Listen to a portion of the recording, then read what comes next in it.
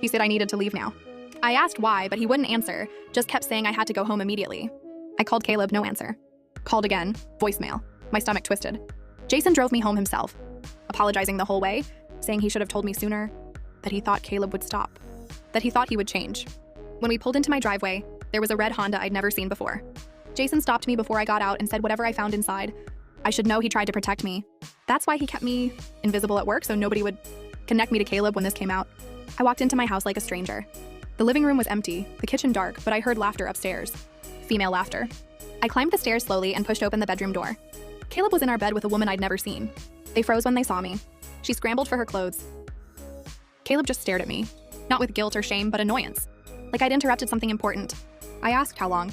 My voice didn't sound like mine. Caleb sighed and asked if it mattered. The woman started crying, apologizing, saying she didn't know he was married because nobody at work mentioned a wife and she thought he was single. That's when everything clicked. She worked at his company. The reason Jason kept my existence hidden wasn't to protect my privacy. It was to protect Caleb's double life. Every time Jason steered conversations away from my marriage, every time he made sure no photos of us circulated, every time he kept me invisible, he was helping Caleb cheat. Jason had been standing in the doorway the whole time.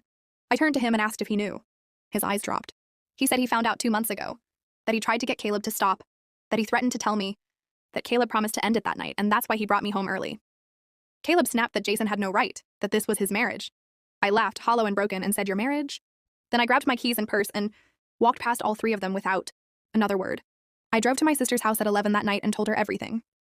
The divorce was finalized 4 months later. Caleb lost his job when I sent HR screenshots of him using company time to coordinate his affair. Jason lost his job too for helping cover it up. And me? I got a new position at a competing firm. On my first day, someone asked if I had a boyfriend. I smiled and said yes.